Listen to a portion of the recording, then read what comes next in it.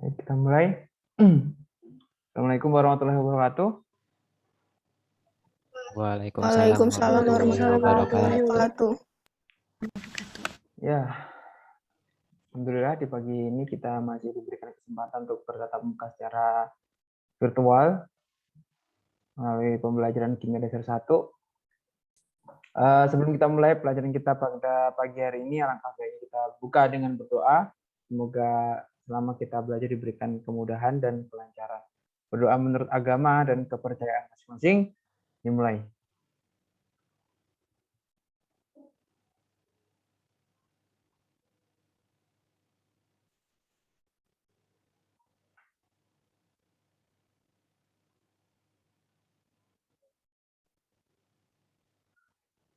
Ini.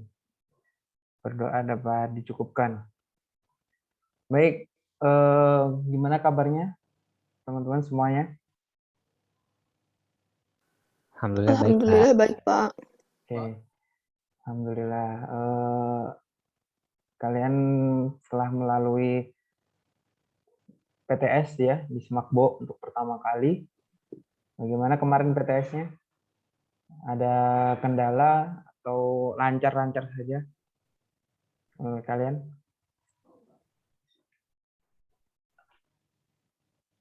Coba ada yang mau sharing nggak tentang PTS-nya? Salah satu aja deh.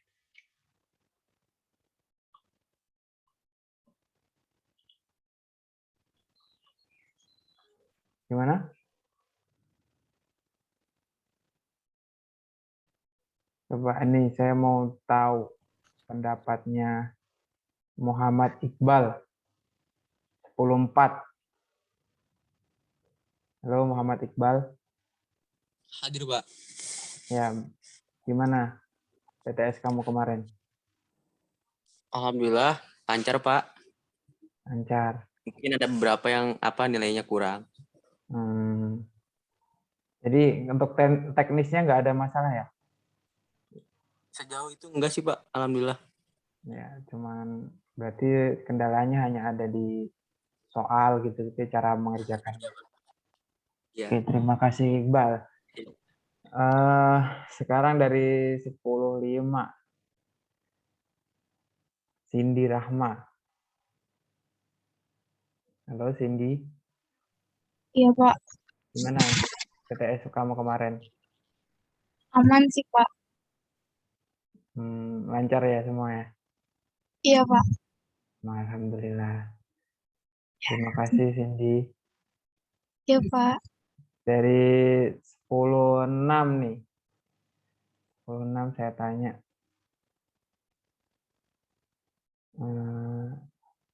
Aliza Intan. Halo Aliza. Iya Pak. Gimana PTSK-nya? Alhamdulillah lancar. Kimia dasar 1 lancar? Lancar. Yakin dapat nilai berapa nih? Berapa persen kamu bisa mengerjakan menurut kamu? 80%. Wih, 80%. Berarti harusnya nilainya 80 ke atas ya. Amin. Ya, terima kasih buat Aliza. Baik, dari beberapa teman kalian kita sudah sangat, saya rasa lancar-lancar aja, tidak ada kendala dalam mengerjakan PTS. Semoga hasilnya nanti menjadi hasil yang terbaik lah dari kalian. Dari saya sendiri sebenarnya belum ngecek sih, belum tahu nilainya berapa karena belum selesai semuanya ya.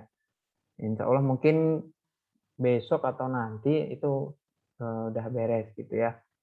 Oke, pada pertemuan pagi hari ini kita akan membahas tentang hukum dasar kimia. Di mana hukum dasar kimia ini sudah saya share materinya sebelum PTS. Sebelum PTS. Biasanya kalau pembelajaran tatap muka, hukum dasar kimia ini masuk dalam PTS. Ya, masuk dalam pelajaran, masuk dalam materi PTS. Tapi karena ya kita masih daring dan tidak secepat ketika tatap muka, jadi kita skip aja, kita masukkan nanti ke PAS gitu ya. Nah, untuk hukum dasar kimia saya rasa kalian sudah mengerjakan post test. Saya sudah share pembahasan post testnya juga.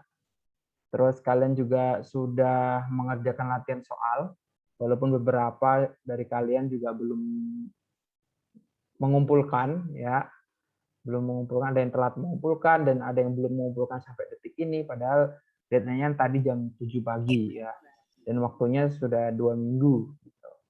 Saya rasa harusnya cukup, gitu, ya. Oke. Tapi kita akan coba ulas lagi tentang hukum dasar kimia, karena hukum dasar kimia itu menjadi suatu hal yang penting bagi kalian untuk sebelum masuk ke stoikiometri, konsep mol dan stoikiometri yang telah diajarkan Putin.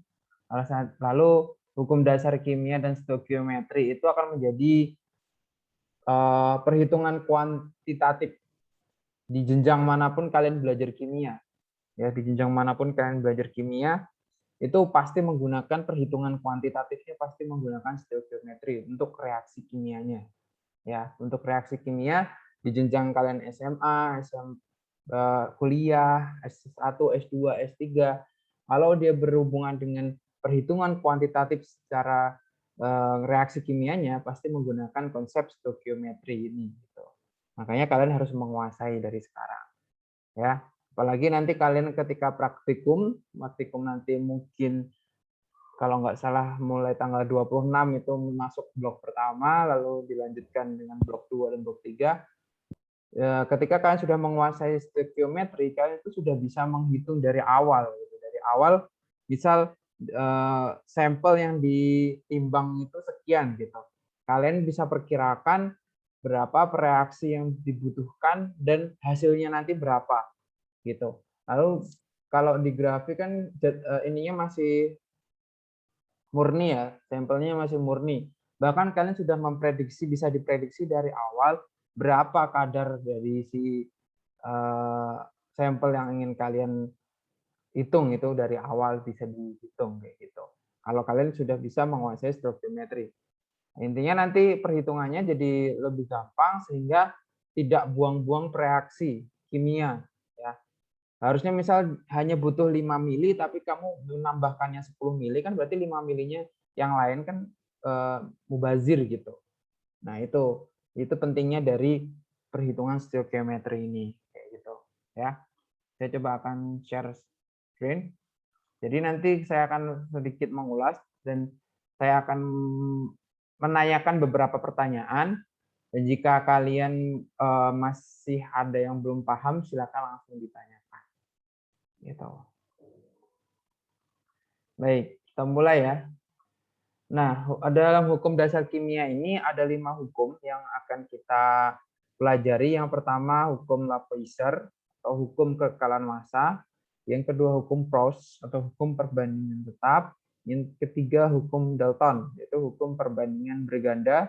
Yang keempat hukum Gay-Lussac, hukum perbandingan Coulomb, dan hipotesis Avogadro, hukum perbandingan jumlah molekul. Nah, 5 hukum ini yang akan kita pelajari. Nah, tokoh-tokoh di balik hukum ini yang menemukan sesuai dengan namanya ya. Jadi hukum Lavoisier itu ditemukan oleh Antoine Laurent Lavoisier. Lalu hukum Proust itu ditemukan Joseph Louis Proust. Hukum Dalton ditemukan oleh John Dalton, dan hukum Gay-Lussac ditemukan Joseph Louis Gay-Lussac. Dan hipotesis Avogadro tentunya ditemukan oleh Amedeo Avogadro. Nah, ini beberapa 5 orang di balik kesuksesan hukum-hukum dasar kimia tersebut. Nah, kelima ilmuwan ini ya, expert di bidang kimia dan fisika, dan mereka berasal dari daratan Eropa ya. Dilihat dari namanya aja kelihatan ya. Kalau di daratan Korea mungkin Kim Jong Un gitu namanya. Oke. Nah, kita akan bahas hukum yang pertama, yaitu hukum Lavoisier. Nah, hukum Lavoisier atau disebut juga sebagai hukum kekekalan massa. Hukum kekekalan massa ini bunyinya dalam sistem tertutup, massa zat sebelum dan sudah reaksi adalah sama. Ya. Jadi dalam reaksi kimia itu zat yang sebelum bereaksi disebut reaktan atau pereaksi, sedangkan zat hasil reaksi itu disebut sebagai produk. Ya, kalau dituliskan dalam sebuah reaksi kimia yang di sebelah kiri tanda panah disebut reaktan dan di sebelah kanan tanda panah disebut produk. Nah, di sini saya ada contoh nih, misal propana direaksikan dengan oksigen. Nah, reaksi propana dan oksigen ini disebut reaksi pembakaran. Pembakaran propana menggunakan oksigen ya menghasilkan karbon dioksida dan uap air. Nah, jika dituliskan dalam reaksi kimia seperti ini. Oke. Nah, jika saya memiliki 44 gram propana dan 160 gram oksigen, ternyata setelah mereka bereaksi didapatkan 132 gram karbon dioksida. Pertanyaannya, berapakah uap air yang dihasilkan dari reaksi tersebut? 72 gram. 72 gram, Natasha. Dari mana 72 gram? Yang reaktannya dijumlahin dulu karena hukum Lavoisier itu menyatakan bahwa massa zat sebelum dan sesudah reaksi sama. Jadi ini tinggal dikurang aja sama yang kanannya. Oke, terima kasih buat Natasha ya. Benar sekali, jadi ini dijumlahkan dulu, jadi itu 204. Untuk menemukan berapa gram H2O-nya, tinggal 204 dikurangi 132, ketemu 72 gram. Gitu ya, cukup jelas. Nah, sekarang pertanyaannya ini. Bagaimanakah dengan karat pada besi? Apakah berat besi sebelum dan sesudah berkarat itu sama? Menurut kalian sama atau enggak berat besinya?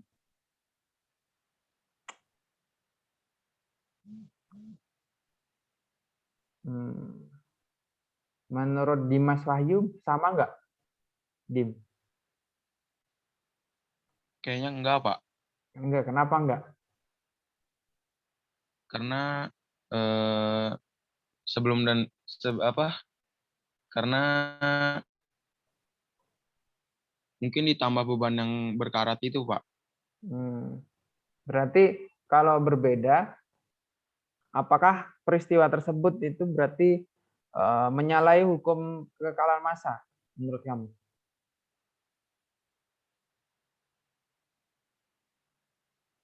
Iya, Iya, Pak, kalau beda. Iya. Iya, Pak. Soalnya hukum Lavoisier, hukum sebelum dan sesudah harus sama. Jadi menurut kamu hukum Lavoisier ini salah berdasarkan peristiwa itu? Enggak, Pak. Gimana?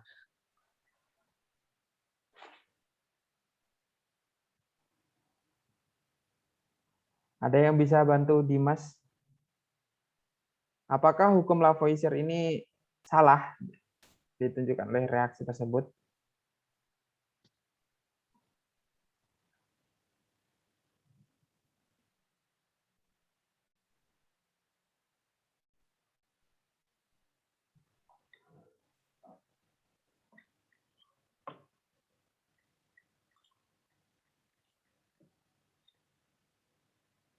Menurut Natasha?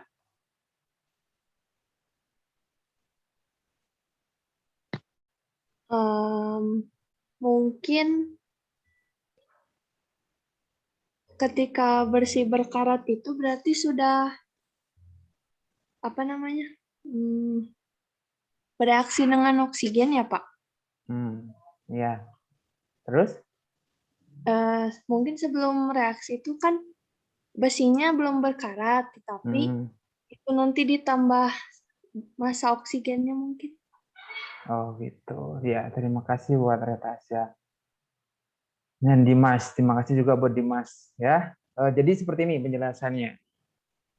Kita balik ke ini ya. Jadi di dalam hukum kekekalan massa ini dijelaskan dalam sistem tertutup. Ya, dalam sistem tertutup massa zat sebelum dan sesudah reaksi itu sama.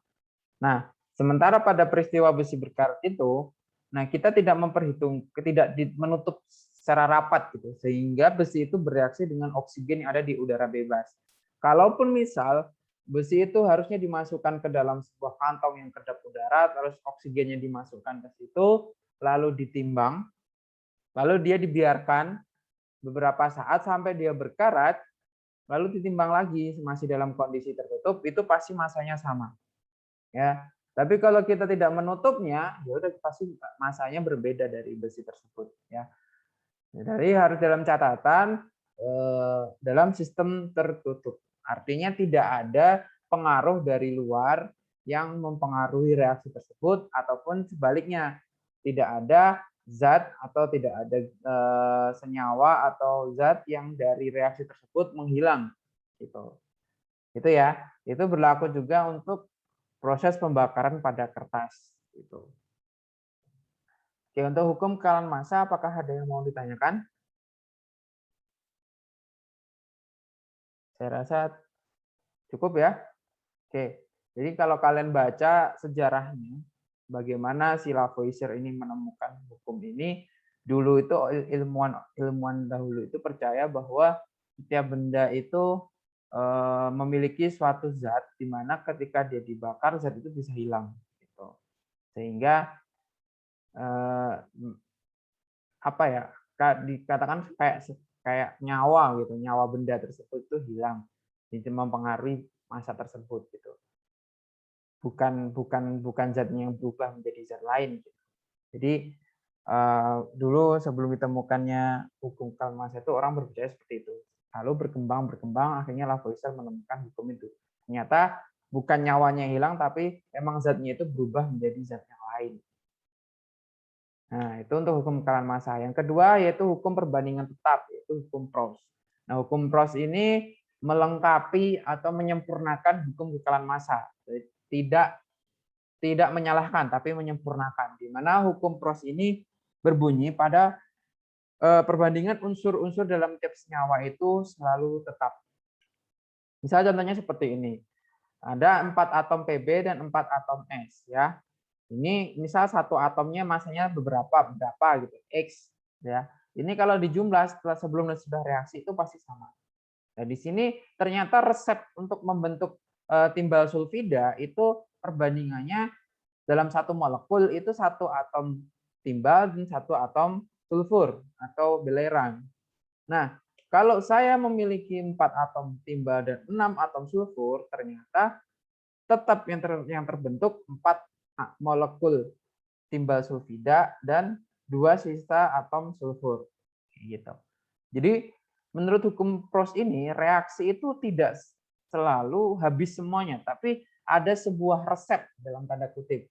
Resep yang untuk membentuk suatu senyawa itu perbandingan massanya itu harus tetap.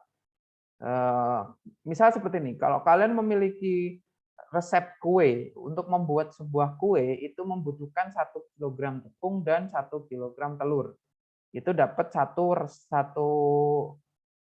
kue, katakanlah seperti itu. Ternyata ketika kamu disediakan 2 kg tepung dan 1 kg telur, apakah tepungnya dihabiskan dan telurnya juga dihabiskan untuk membuat satu kue? Jawabannya tentu tidak, Pak. Tidak. Ya. Karena resepnya pasti akan berbeda. Karena resepnya tadi perbandingan 1 kg dan 1 kg, kalau kamu punya 2 kg berarti yang dipakai tetap 1 kg gitu. Sama halnya kayak reaksi kimia. Reaksi kimia itu ada resepnya lah. Resepnya itu seperti kayak kan misal ada dua senyawa atau 2 atom yang untuk membentuk suatu senyawa. Nah, begitu. Jadi reaksi itu akan terus berjalan sesuai dengan resep tersebut. Ya. Misal perbandingannya 1:2 atau 2:3 atau yang lainnya perbandingannya. Reaksi itu akan terus berjalan ya, dan berhenti ketika salah satu bahan bakarnya itu habis. Ya. Salah satu bahan bakarnya itu habis atau dua-duanya habis. Nah, di sini misal yang pertama ini, Pb dan S ini kan mereka habis bereaksi membentuk 4 molekul PbS. Tapi di sini reaksi itu kan berjalan satu ketemu satu, satu ketemu satu atom Pb ketemu satu atom S, satu ketemu satu atom Pb ketemu satu atom S. Begitu seterusnya sampai atom Pb-nya habis. Nah, ketika atom Pb-nya habis nih, reaksi S-nya bereaksi sama siapa? Kan nggak ada gandengannya gitu. Nah, disitulah reaksinya berakhir, selesai. Nah, berarti setelah selesai itu berarti ya ada sisa. Nah, sisanya ini yang tidak bereaksi dengan Pb. Gitu. Itulah yang dimaksud dengan hukum Prost. Nah, kalau dihitung masanya itu sama. Misal ini kalau misal ini satu atom Pb itu satuan massa gitu ya. Satu atom S itu misal 2. Ya, berarti ini 1 dikali 4, 4. 2 dikali 4, 8. Ternyata massa totalnya harusnya 12, gitu kan. Nah, ini kalau di total 4, ini 2 kali 6, 12. 12 ditambah 4, 16. Ini kita hitung. Ini PB-nya berapa? 4. Ini 4. Berarti kan 12. 8 ditambah 4, 12. Ini ada sisa. Sisanya ini kan 2 kali 2, 4. 12 ditambah 4, 16 juga. Jadi sebelum dan sudah reaksi tetap sama. Kayak gitu. Contohnya seperti ini. Saya punya reaksi antara magnesium dengan oksigen membentuk magnesium oksida. Jika perbandingan magnesium dan oksigen itu adalah 3:2 untuk membentuk 100 gram magnesium oksida, maka berapa magnesium dan berapa oksigen yang dibutuhkan?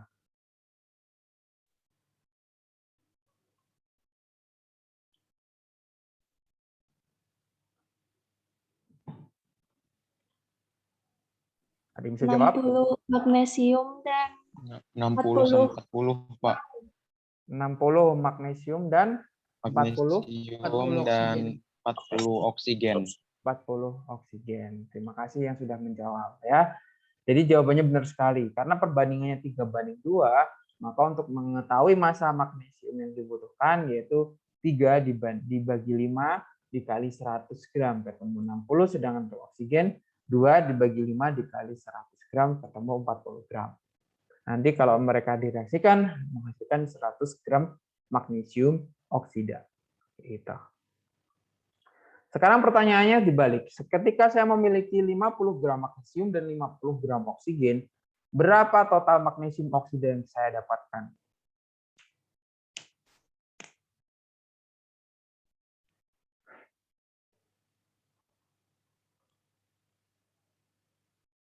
...50 gram magnesium oksida, Pak.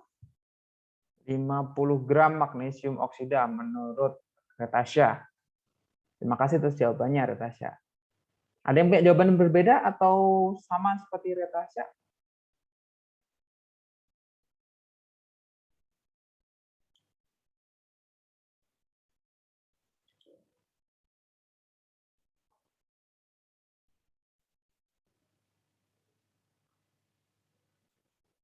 Saya mau tanya Retasha. Kenapa jawabannya 50? Karena perbandingannya, Pak. Perbandingannya? 3:2. 3:2, gitu ya. Oke, terima kasih Retasha. Yang lain? Ada yang punya jawaban berbeda?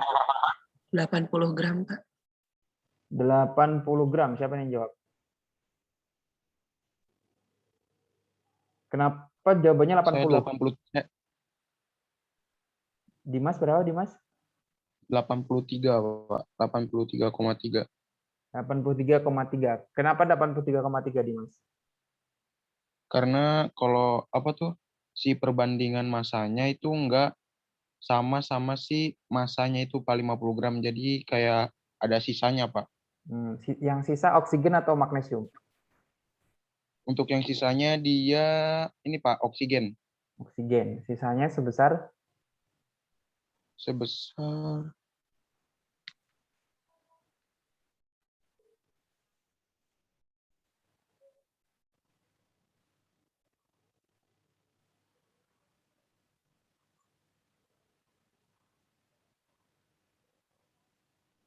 Kalau saya 66,7 gram, Pak.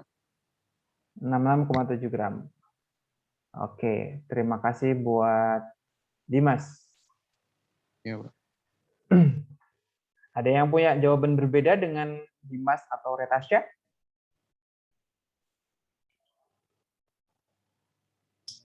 Saya 80, Pak. Mutiara 80.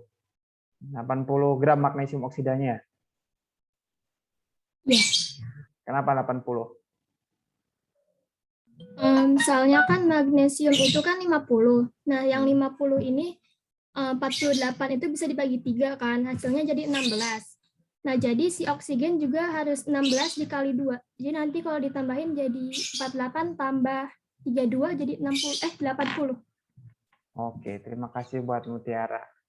Baik, coba sudah ada 3 jawaban yang mewakili ya. Coba nanti kita bahas satu persatu. Coba ini diperhatikan. Seperti saya bilang tadi, mereka itu akan terus bereaksi. Perbandingannya, misal 3 gram magnesium bereaksi dengan 2 gram oksigen. 3 gram magnesium akan bereaksi dengan 2 gram oksigen. Begitu seterusnya. Sampai salah satu magnesium atau oksigennya habis. Ya. Jadi reaksi itu berhenti ketika salah satu reaksinya itu habis. Kalau salah satu reaksinya habis, misal magnesiumnya habis duluan. Berarti oksigennya bereaksi sama siapa? Kan nggak ada temennya dia bereaksi. Oh, berarti di situ dia habis. Berhenti reaksinya. Selesai. Gitu ya. Nah, berarti kita harus menghitung apakah magnesiumnya yang habis atau oksigennya yang habis. Kayak gitu. Nah, untuk menghabiskan 50 gram magnesium berarti berapa oksigen yang bereaksi gitu, yang bereaksi. Nah, kita hitung pakai perbandingan. Magnesium banding oksigen adalah 3:2. Untuk menghabiskan 50 gram magnesium di sini, berarti berapa oksigen yang dibutuhkan ya? Kita kali silang, berarti 50 gram dikali 2 dibagi 3, hasilnya 33,33 gram. Sehingga ternyata untuk menghabiskan 50 gram magnesium itu membutuhkan 33,33 gram oksigen. Sementara oksigen kita ada 50, berarti cukup. Ya. Yang kedua, kemungkinan kedua ketika oksigennya habis. Untuk menghabiskan 50 gram oksigen, berarti magnesiumnya butuh berapa? Nah, pernyataannya jadi seperti ini. Kita kali silang, berarti 50 dikali 3 dibagi 2, ketemu 75 gram. Untuk menghabiskan 50 gram oksigen, ternyata butuh 75 gram magnesium. Sementara kita hanya punya 50 gram nih magnesiumnya. Berarti kemungkinan kedua ini tidak mungkin terjadi. Gitu. Berarti yang sangat mungkin terjadi adalah kemungkinan yang pertama, yaitu 50 gram magnesium habis bereaksi dengan 33,33 gram oksigen, sehingga yang dihasilkan adalah 83,33 gram magnesium oksida. Nah, berarti di sini setelah reaksi, ini kan sebelum reaksi totalnya ada 100. Setelah reaksi harus tetap 100 sesuai dengan Lavoisier. Nah, setelah reaksi tetap 100. Sudah 100-nya ini 83,33 gramnya berbentuk produk yaitu magnesium oksida dan sisanya oksigen. Nah, oksigennya berapa? Oksigennya berarti tinggal ditulis aja ya. 100 dikurangi 83,33 gram. Ketemu 16,67 gram. Jadi setelah reaksi selesai, itu ada 83,33 gram magnesium oksida dan 16,67 gram oksigen, sisa oksigen. Gitu. Jadi itu ya, jawaban yang benar tadi, jawaban yang paling mendekati jawabannya Dimas. Terima kasih buat yang sudah menjawab. Tadi ada Dimas, ada Retasya, dan ada Mutiara. Baik, Pak. Ada yang mau ditanyakan dari sini? Jadi hukum Prost ini tidak menyalahi hukum Lavoisier ya, karena sebelumnya sudah reaksi tetap sama. Bedanya hanya ya ini ada produk dan ada sisa reaksi aja gitu.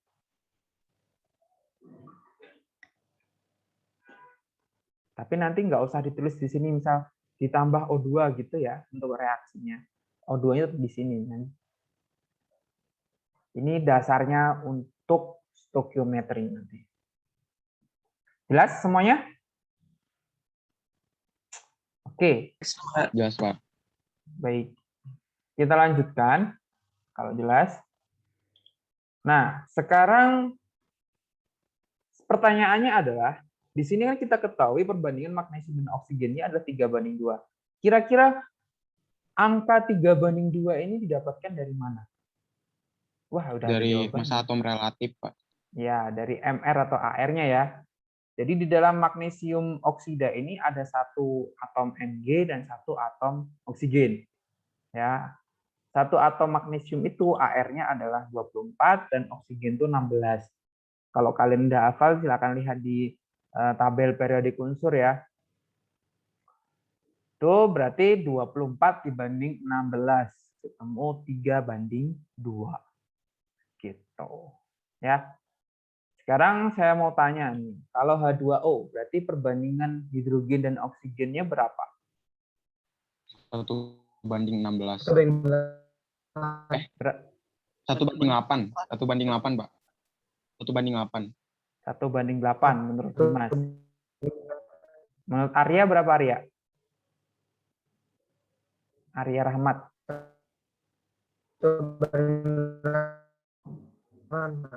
1:8. Oke. 1:8 jawabannya ya. Kenapa? Di sini hidrogen kan masanya 1. Oksigen itu 16. Tapi di dalam air ini ada 2 atom hidrogen. Jadi 2 dibanding 16 itu sama dengan 1:8. Gitu. Kalau ini berapa perbandingan CH dan O-nya? Coba bisa dilihat, kalau nggak hafal cari di tabel periodik ya masanya.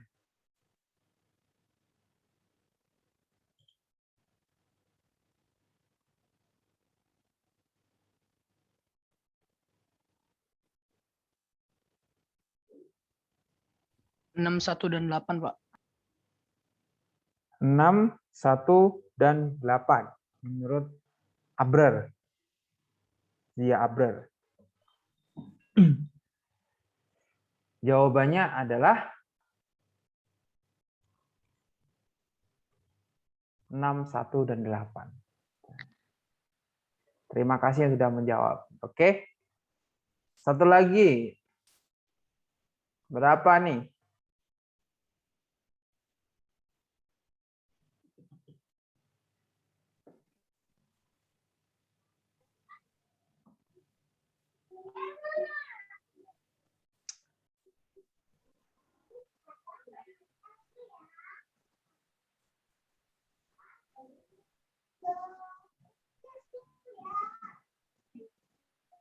(23, 23:1:16, Pak. Benar sekali ya. 23:1:16. Terima kasih yang sudah menjawab ya. Hebat. Jadi nanti kalian kalau misal di soal atau ada soal yang tidak diketahui perbandingan massanya, kalian bisa cari sendiri ya dengan melihat AR atau MR-nya. Oke, jelas? Oke, tadi ada yang bertanya nih. Dari Zalfa Al-Aisyah. Apakah dapat disimpulkan bahwa perbandingan yang paling kecil itulah yang memiliki sisa? Perbandingan yang paling kecil itulah yang memiliki sisa.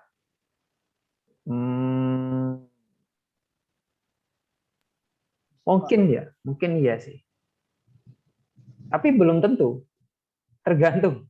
Tergantung yang dipunya berapa. Ya. Maksudnya yang dipunya berapa itu tergantung yang disediakan, ya.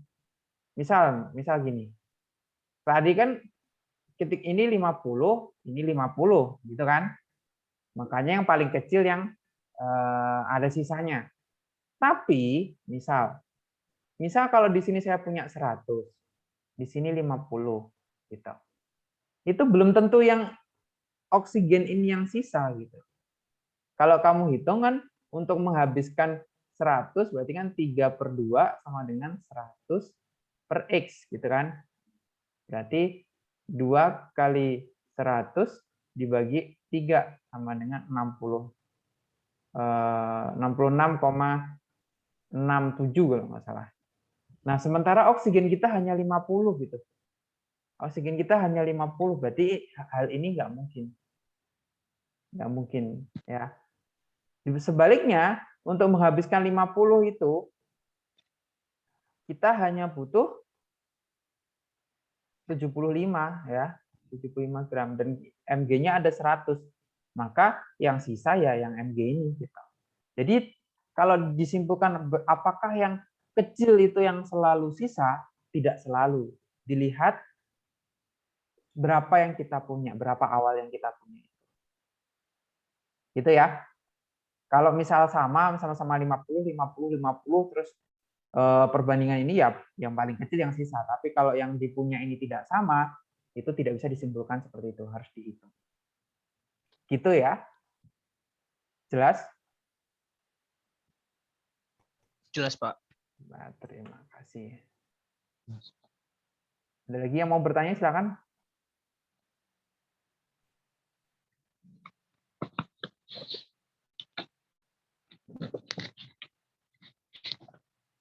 Cukup untuk hukum pros ya, kita lanjut ke hukum Dalton. Hukum Dalton berbunyi bila dua unsur dapat membentuk dua jenis atau lebih dari satu senyawa, di mana massa salah satu unsur tersebut tetap, maka perbandingan massa unsur yang lain dalam senyawa tersebut merupakan bilangan bulat dan sederhana. Nah, si Dalton ini menjelaskan untuk untuk unsur-unsur yang bisa membentuk lebih dari satu senyawa. Jadi untuk unsur-unsur yang bisa membentuk lebih dari satu senyawa, ternyata perbandingan massa di masing-masing senyawanya itu bisa membentuk perbandingan bilangan bulat dan sederhana. Ya. Contohnya seperti ini. Karbon dan oksigen itu bisa membentuk karbon monoksida dan karbon dioksida. Seperti ini. Dua unsur bisa lebih dari satu senyawa. Ya. Nah, kalau kita lihat perbandingannya C dan O di dalam karbon monoksida adalah 3:4. Sedangkan untuk karbon dioksida yaitu 3:8. Kayak gitu. Nah, maka jika salah satu ini kita buat sama nih ya, ini kan massa C-nya kan sama. Massa C-nya kan udah sama, perbandingannya 3:3. Maka perbandingan O-nya itu merupakan perbandingan bilangan bulat dan sederhana, yaitu 1:2. Gitu. Ya. Kebalikannya, kalau kita ingin mencari perbandingan karbon di dalam karbon dioksida dan karbon monoksida, itu berarti senyawa O-nya massa O-nya harus kita buat sama dulu nih. Massa O-nya harus kita buat sama. Ya. Jadi kalau ini yang ditanyakan misalkan karbon ya, berarti oksigen yang kita buat sama. Nah, ini kan biar sama 4-nya ini harus jadi 8, berarti ini dikali 2. Nah, perbandingannya jadi 6:8. Udah sama-sama 8, maka bisa dilihat perbandingan C-nya yaitu 2:1 atau 6:3. Gitu. Ya. Jadi kalau misal kita pengen cari C, berarti O-nya harus sama. Kalau bisa kita cari O, C-nya harus sama. Simpelnya seperti itu ya. Menurut hukum Dalton. Kan ada beberapa tuh misal P dengan Cl itu bisa menjadi PCl3 dan PCl5 kayak gitu. Ya, lalu N dengan O bisa jadi NO2 bisa dengan NO gitu. Ada beberapa senyawa-senyawa yang bisa dibentuk dari dua unsur. Kayak itu. Nah, untuk perbandingannya itu sendiri tidak selalu ditulis 3:4, 3:8 gitu. Tapi bisa aja ditulis seperti ini. 3/7 sama 4/7. 3/11 dengan 8/11. Atau bisa juga ditulis persennya. 3/7 kali 100% atau 4/7 kali 100%. Jadi kalian harus teliti ya, harus mengerti dengan hal tersebut. Jangan terlalu stagnan pada satu bentuk. Nah, karena perbandingannya itu bisa ditulis seperti pecahan seperti ini atau bisa ditulis persen. Kayak gitu.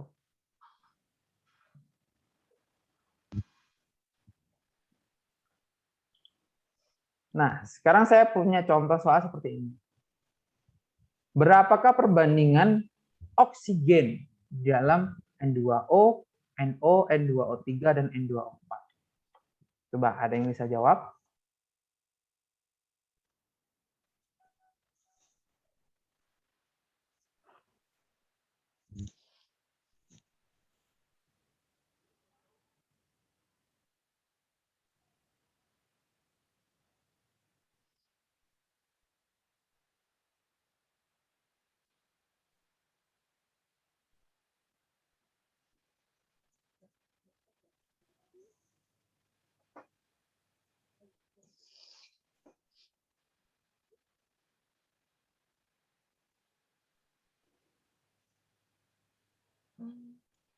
Ada yang bisa jawab?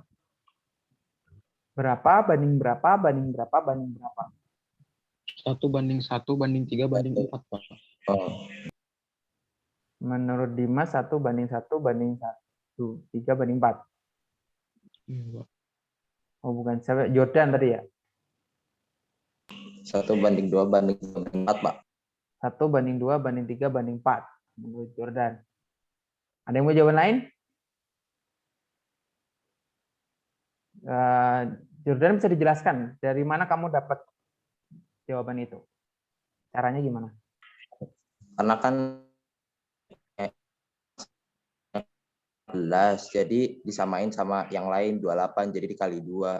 Yang masa oksigennya juga dikali 2, jadi 32. Oh ya. Ya, benar ya, seperti itu ya apa yang disampaikan oleh Jordan Lutfi. Terima kasih buat Jordan sudah menjawab.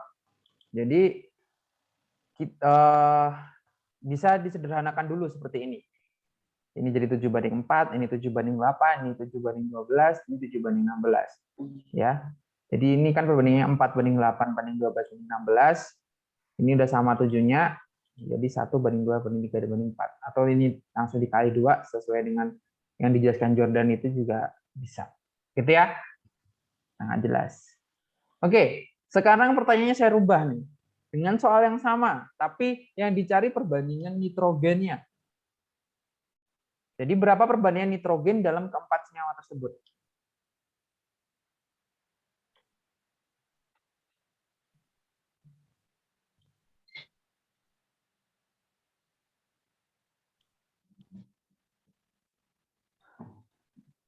Sekarang yang dicari perbandingan nitrogen. Kalau tadi kan perbandingan oksigen. Sekarang berapa perbandingan nitrogen dalam keempat senyawa tersebut?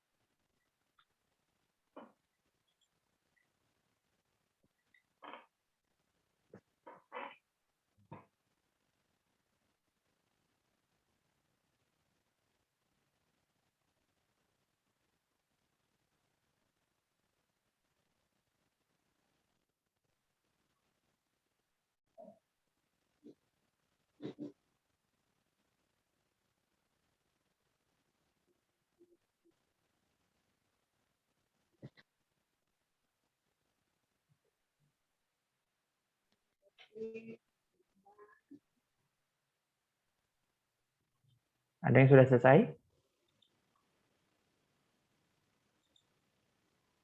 Caranya sama, caranya. Prinsip caranya sama.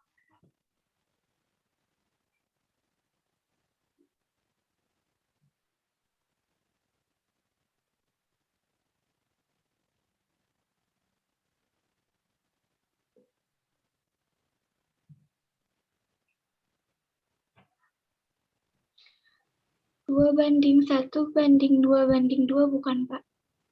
2:1:2 menurut Arlita Nur Fatimah. Terima kasih Arlita. Arlita, caranya gimana Arlita? Coba ceritakan. Itu yang oksigennya dibuat sama dulu. Jadi berapa?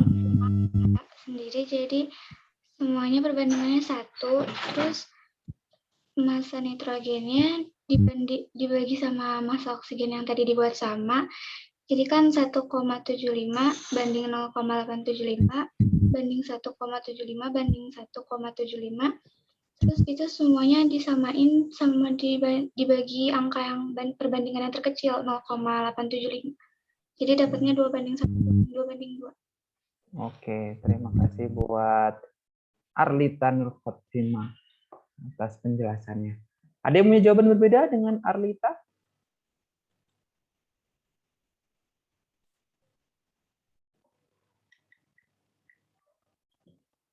Sebenarnya caranya benar sih, caranya. Cuman mungkin ada sesuatu yang miss, ya, sesuatu yang miss. Oke, saya jelaskan ini ya. Kita bahas bareng-bareng ya. Ini sebenarnya sama kayak Arlita tadi, bisa dibagi 16, jadiin 1, ini bagi 16, ini dibagi 16, ya. Ini bagi 16, ini bagi 16, ini bagi 16, ini bagi 16 juga.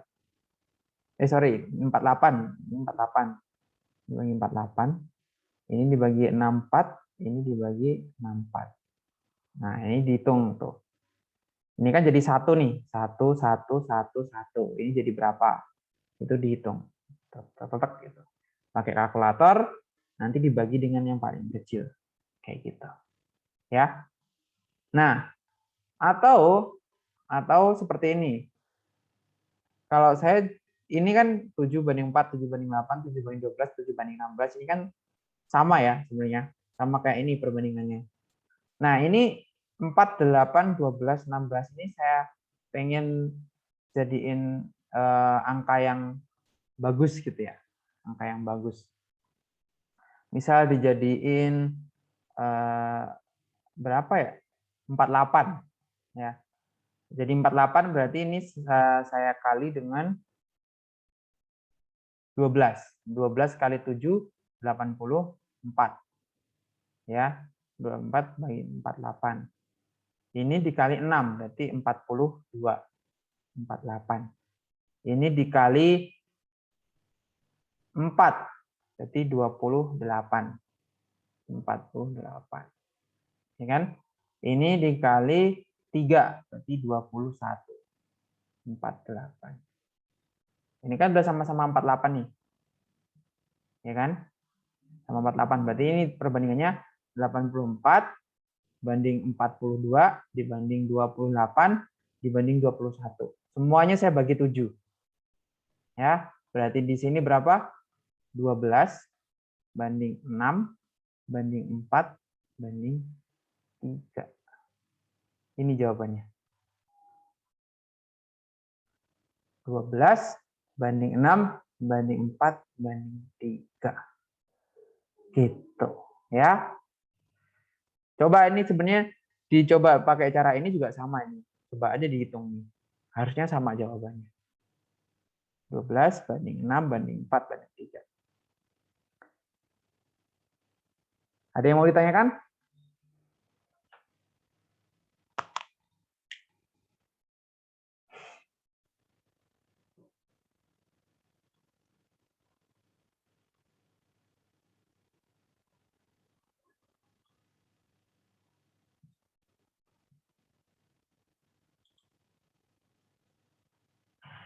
Cukup jelas untuk hukum Dalton? Jelas, Pak. Oke, terima kasih. Kalau udah jelas kita lanjutkan.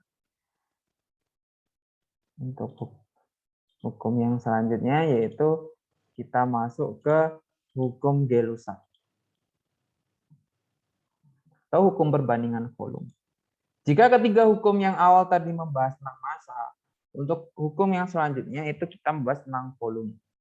Nah, berbunyi seperti ini hukum Gay-Lussac. Pada suhu dan tekanan sama, volume gas-gas yang bereaksi dengan gas-gas hasil reaksi membentuk perbandingan bilangan bulat sederhana. Jadi, ya, ada syarat yang harus dipenuhi untuk hukum Gay-Lussac ini. Ya. Syarat yang harus dipenuhi untuk hukum Gay-Lussac yang pertama adalah pada suhu dan tekanan yang sama. Jadi kalau dia tidak diukur pada suhu dan tekanan yang sama, maka hukum ini tidak bisa diterapkan. Itu syarat pertama. Syarat kedua yaitu volume gas-gas. Artinya, hukum ini hanya berlaku untuk senyawa atau zat-zat dalam wujud gas. Jadi kalau kita menghitung untuk yang padatan atau cairan, itu tidak bisa digunakan hukum ini. Kita hanya bisa mengukur untuk yang gas, untuk hukum Gay-Lussac ini. Jadi gasnya berapa? Walaupun di dalam reaksi itu ada yang cair, ada yang padat, tapi ada gasnya, yaitu yang kita bisa hitung hanya gasnya. Gitu. Jadi dua syarat ini yang harus dipenuhi. Nah, ternyata pada gas-gas tersebut, jika dia diukur pada suhu dan tekanan yang sama, gas-gas hasil reaksi dan gas-gas yang bereaksi itu membentuk perbandingan bilangan bulat dan sederhana. Perbandingan bilangan bulat dan sederhana ini biasanya kita lihat dari koefisien reaksinya. Kayak gitu, ya. Jadi dari koefisien reaksinya. Jadi bisa seperti ini nih. Ada gas hidrogen bereaksi dengan gas oksigen membentuk uap air, ya, membentuk uap air. Nah, kalau ditulis reaksinya seperti ini, hidrogen H2 ditambah O2 menjadi H2O. Nah, untuk mengetahui perbandingannya, maka kita harus menyetarakan reaksi tersebut, ya. Untuk menyetarakan reaksi berarti jumlah atom sebelah kiri harus sama dengan jumlah atom sebelah kanan, tanda panah, ya. Maka reaksi ini menjadi gimana biar setara?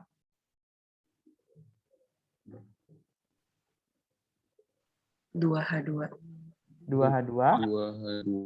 tambah O2 2H2O. Oke ya, terima kasih ya. 2H2 ditambah O2 menjadi 2H2O. Nah, berarti perbandingan volume hidrogen, oksigen, dan uap air itu adalah 2:1 dibanding 2. Sesuai dengan koefisiennya. Maka ketika di sini saya memiliki 17 liter hidrogen, berarti oksigen yang bereaksi dengan 17 liter hidrogen ini berapa?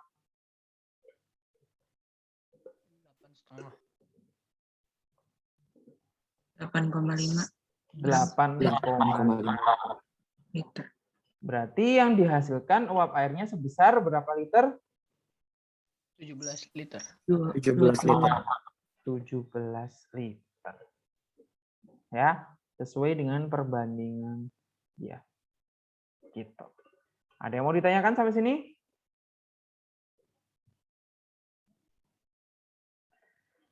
Jadi produknya itu tidak dijumlahkan ya.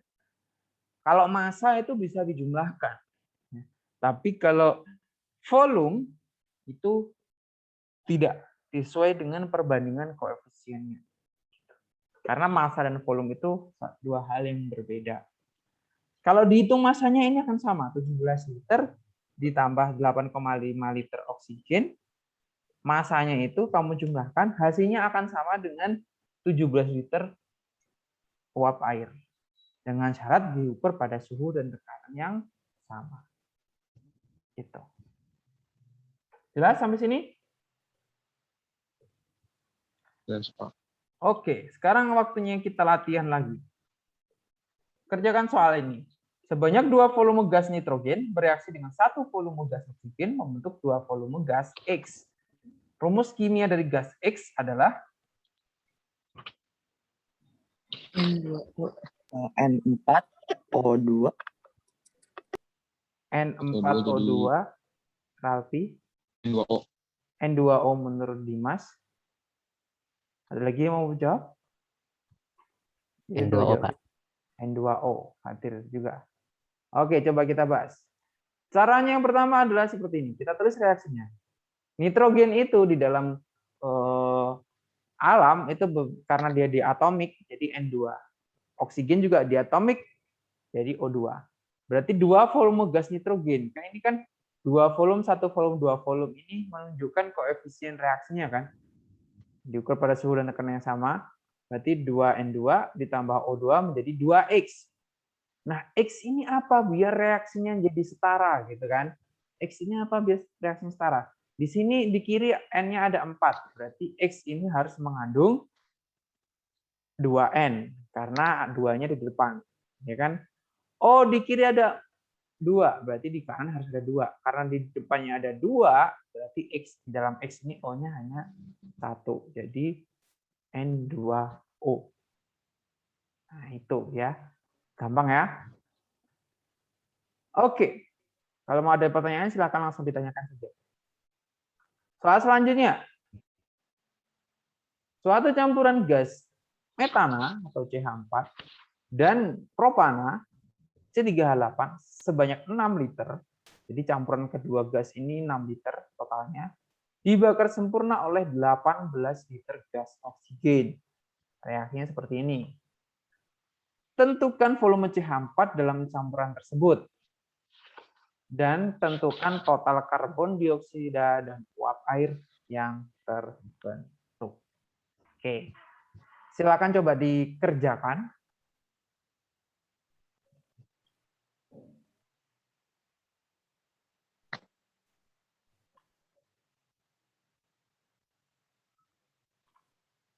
Saya kasih waktu sekitar 5 menit.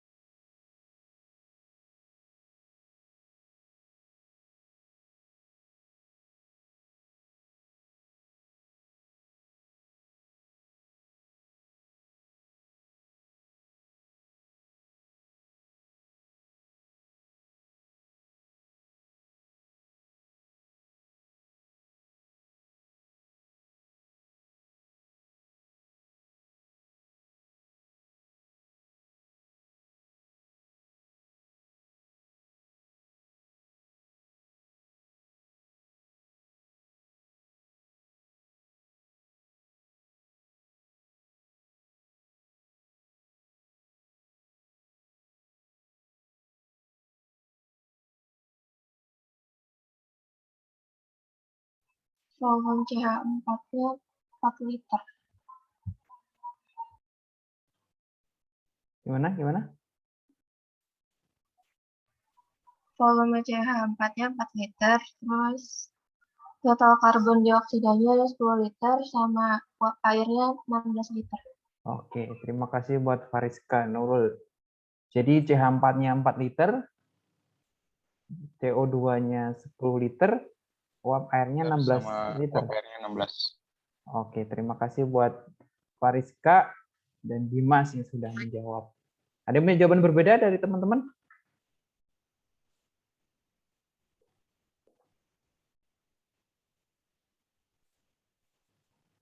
Belum ada? Oke. Coba kita bahas ya, bareng-bareng. Yang belum tahu caranya, coba diperhatikan. Kita pahami soalnya baik-baik. Ternyata CH4 dan C3H8 itu totalnya 6 liter di jumlah. Dan total oksigen yang di jumlah itu adalah 18 liter. Caranya yang pertama kita harus menyetarakan reaksi 1 dan reaksi 2. Nah, reaksi 1 jadi berapa ini? Biar setara. Jadi gimana? CH4 ditambah 2O2 menjadi CO2 ditambah 2H2O.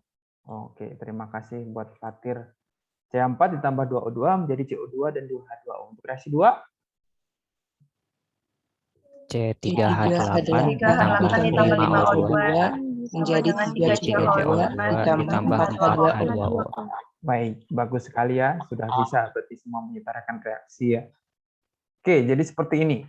Saat reaksi kan jumlah atom kiri dan kanan itu sama ya. Nah, selanjutnya kita misalkan. Misal volume si CH4 itu X liter. Ya. Berarti di sini kita tulis X liter. Berarti di sini 2X, di sini X, di sini 2X. Sesuai dengan koefisiennya. Ya. Kalau diketahui volume CH4 X liter, karena volume CH4 ditambah C3H8 adalah 6 liter, maka volume C3H8 adalah 6 min X. Berarti di sini 6 min X, ini koefisiennya 1. Kalau 5 berarti tinggal dikali 5. 5 dikali 6 min X, ini 3 berarti 3 kali 6 min X. Kalau 4 di sini 4 dikali 6 min X. Sudah jelas ya? Oke, lalu seperti yang sudah tertera di dalam soal bahwa mereka dibakar sempurna oleh 18 gas oksigen. Berarti oksigen di reaksi 1 dan oksigen di reaksi 2 ini kalau dijumlahkan hasilnya adalah 18 liter.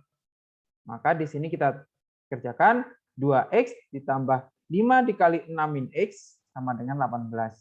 Ini 5 dikali 6, di sini 5 dikali min X. Berarti 2X ditambah 30 dikurangi 5 min X sama dengan 18.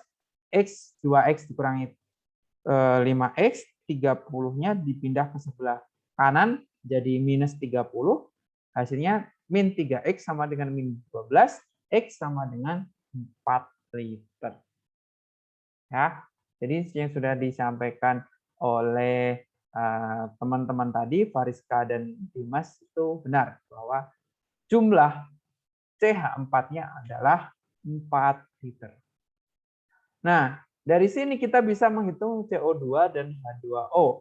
Ya, tinggal ditulis saja, berarti ini di sini C3H8-nya adalah 2 liter ya, karena 6 min 4 liter. Ya, tinggal ini dimasukkan saja ke sini. Ya, X-nya tinggal diganti oleh 4, ketemu 10 liter. Lalu untuk H2O-nya juga tinggal dijumlahkan antara reaksi 1 dan reaksi 2, ketemu 16 liter. Gitu. Ya, terima kasih yang sudah menjawab dengan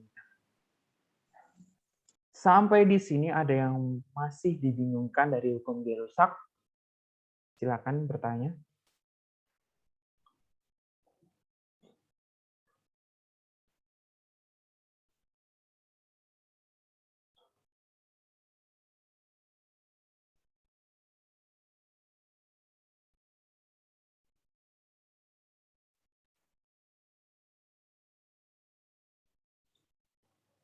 Jelas ya? Karena tidak ada yang bertanya, saya anggap jelas. Ini soalnya ada sebenarnya di buku kalian ya, di buku bukan buku ya, apa yang sudah saya bagikan kemarin di Google Site. Kalau kalian download. Nah, yang terakhir kita masuk ke hipotesis Avogadro. Nah, sebelum masuk ke pembahasan hipotesis Avogadro, saya ingin bertanya, kenapa dari 5 hukum dasar kimia, yang 4 itu disebut hukum Proust, hukum Gay-Lussac, hukum Dalton, hukum Lavoisier, sedangkan yang Avogadro ini disebut sebagai hipotesis, bukan hukum. Ada yang bisa menjawab pertanyaan saya?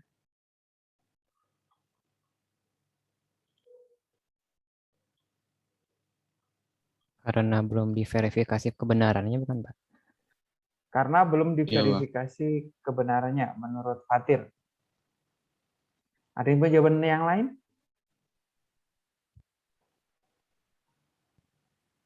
Kalau belum Karena emang masih hipotesis, Pak.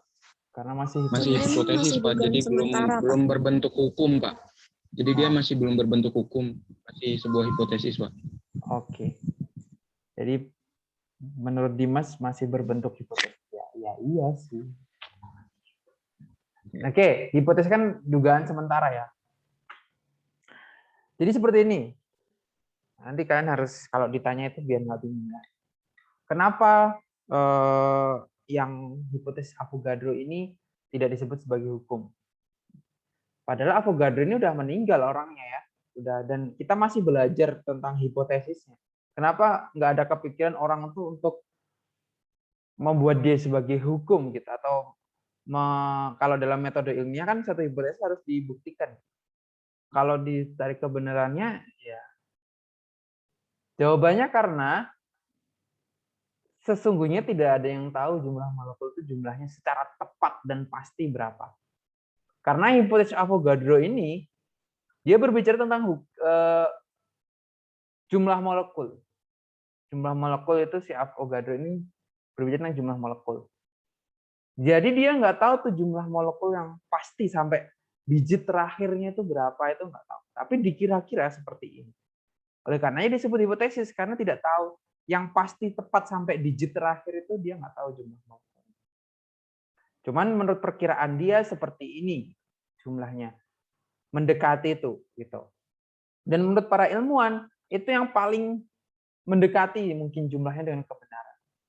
Sama halnya kayak gini. Kalian belajar teori atom di kimia dasar 2. Benar? Kenapa dia disebut sebagai teori atom? Teori atom Dalton, teori atom Bohr, teori atom Rutherford, dan lain sebagainya. Ya karena para ilmuwan ini hanya menyampaikan teori.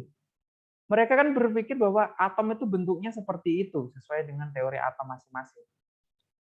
Sesuai dengan itu, bukan hanya sekedar, oh saya kayaknya seperti ini deh, gitu. Kayak tanpa percobaan gitu bukan. Mereka melakukan percobaan, terus menghasilkan suatu kejadian, diperkirakan bentuknya seperti ini, gitu. Dalton bentuknya seperti itu yang sudah kalian pelajari seperti bola pejal, gitu. Ya. Jadi hanya sebagai teori. Sesungguhnya di dunia ini belum ada yang bisa melihat atom itu bentuknya seperti apa, tidak ada yang tahu. Ya. Cuman perkiraan para ilmuwan bentuknya seperti itu sesuai teori masing-masing. Gitu. Jadi nggak ada yang tahu tuh atom itu sampai melihat, oh bentuknya real seperti ini, belum ada yang tahu. Sama kayak Avogadro ini. Tidak ada ilmuwan yang bisa menghitung sampai digit terakhir jumlah molekul gas itu berapa. Ya. Tapi menurut Avogadro, hipotesis Avogadro ini paling mendekati dengan yang sebenarnya sesuai dengan percobaan yang dilakukan. Gitu. Makanya disebut hipotesis karena itu tidak terbukti sampai digit terakhirnya. Gitu ya. Itu mungkin penjelasan kenapa dia disebut sebagai hipotesis, bukan hukum. Kalau yang lain itu bisa dibuktikan secara real sampai angka digit terakhir, masanya berapa, volumenya berapa gitu ya. Sampai digit terakhir secara akurat, benar-benar akurat bisa dibuktikan. Tapi kalau Avogadro ini belum bisa sampai digit terakhir ya. Seperti itu penjelasan kenapa sih Avogadro ini disebut sebagai hipotesis. Loh Pak, berarti ini salah dong gitu. Yang bilang salah siapa? Tidak ada yang bilang salah. Cuman dia paling mendekati dengan jumlah yang sesungguhnya gitu. Kayak Avogadro ya. Nah, pada suhu dan tekanan yang sama, bunyi dari hipotesa Avogadro, pada suhu dan tekanan yang sama, semua gas bervolume sama akan mengandung jumlah molekul yang sama. Ingat ya, semua gas, entah itu gasnya O2, N2, CO2, NH3, CH4, C3H8, apapun jenis gasnya, kalau dia diukur pada suhu dan tekanan yang sama, kalau dia sama-sama 1 liter, maka jumlah molekulnya sama. Contohnya, 1 liter nitrogen akan sama jumlah molekulnya dengan 1 liter oksigen, sama hanya dengan 1 liter metana dan 1 liter gas-gas yang lain. Asalkan dia pada suhu dan tekanan yang sama. Jadi syaratnya itu, pada suhu dan tekanan yang sama. Apapun jenis gasnya nggak peduli. Yang penting pada suhu dan tekanan yang sama, maka jumlah molekulnya sama. Lalu perbandingan volume gas-gas yang bereaksi sama dengan koefisien reaksinya jika dia bereaksi di dalam satu wadah tersebut. Ya. Seperti itu. Contohnya seperti ini soalnya. Suatu gas hidrogen sebanyak 2 liter memiliki jumlah molekul 2,3 kali 10 pangkat 23. Nah, itu sebenarnya kenapa ditulis seperti itu Avogadro, karena dia nggak bisa menghitung 23 berapa, angka berapa setelah 2,3 itu berapa angkanya sampai angka ke-23 itu dia nggak tahu berapa secara pastinya. Ya. Makanya itu seperti ini, paling mendekati. 2,3 kali 10 pangkat 23. Jika diukur pada suhu dan tekanan yang sama, berapakah jumlah molekul 2 liter gas oksigen? A, B, C, D, E. Jawabannya? A, Pak, kayaknya. A, Pak. A. Ya, sip. Benar ya. Semua jawaban A. Benar. Karena dia diukur pada suhu dan tekanan yang sama. Oke. Yang kedua, sebanyak 4 kali 10 pangkat 23 molekul gas hidrogen direaksikan sempurna dengan sejumlah gas oksigen menghasilkan uap air. Jika diukur pada suhu dan tekanan yang sama, berapa jumlah molekul uap air yang dihasilkan? D, A, Pak. B, C, D. D. D, Pak. D, benar sekali ya. Ya, kenapa D gitu kan? Ya, kita sama kayak hukum Gay-Lussac ya. Ini kita tulis dulu reaksinya 2H2 ditambah O2 menjadi 2H2O, gitu kan? Nah, ini kan koefisien antara hidrogen dengan oksigen ini sama, hidrogen dengan uap air ini sama-sama 2. Berarti dia memiliki volume yang sama jika pada suhu dan tekanan yang sama. Kalau dia memiliki volume sama, tentu jumlah molekulnya sama. Itu penjelasannya. Nah, kalau ditanyakan yang O2, berarti jumlah molekulnya berapa O2 ini?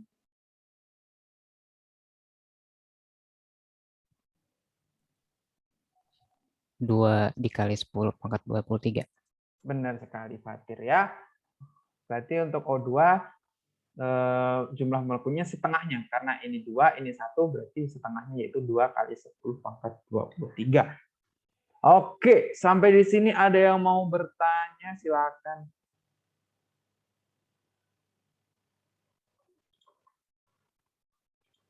Ya, kita sudah sampai ke slide terima kasih.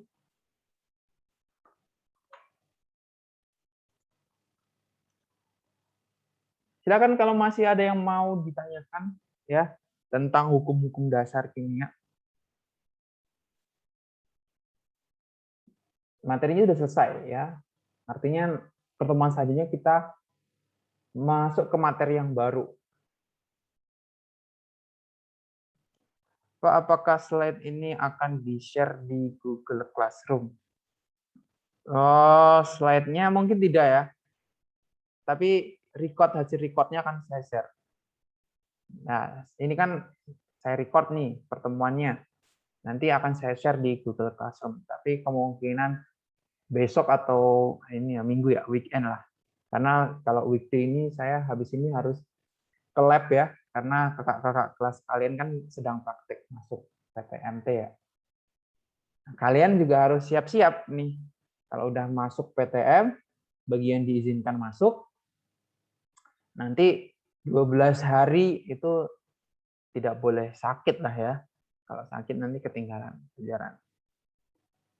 Jadi harus siap-siap kesehatannya. Yang belum vaksin, silakan vaksin.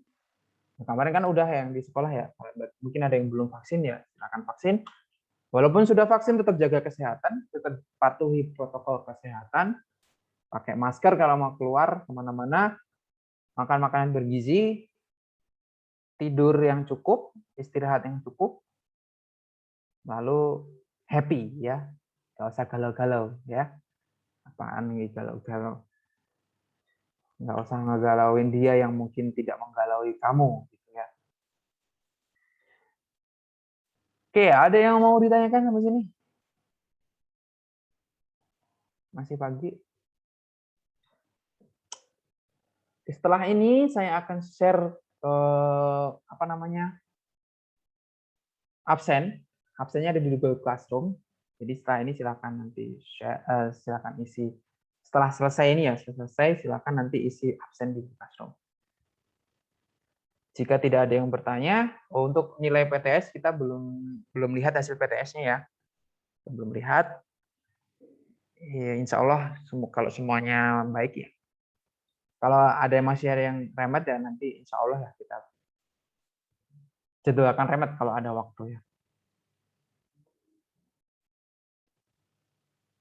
Saya rasa tidak ada yang bertanya. Oke, kita cukupkan saja pertemuan hari ini. Silakan nanti kalian melanjutkan pelajaran ya. Setelah ini saya ucapkan terima kasih yang sudah bergabung pagi-pagi di pagi yang cerah ini hari Jumat. Untuk yang muslim, yang cowok jangan lupa sholat Jumat nanti siang ya. Yang cewek sholat duhur aja kalau yang muslim ya. Kalau enggak halangan juga ya. Jangan lupa jaga kesehatan sekali lagi. Mohon maaf jika ada kekurangan. Sebelum kita akhiri, maka baiknya kita tutup dengan berdoa. Semoga apa yang kita pelajari pada pagi hari ini itu mendatangkan manfaat bagi kita dan keluarga kita dan orang-orang di sekitar kita. Berdoa menurut agama dan kepercayaan masing-masing. Dimulai.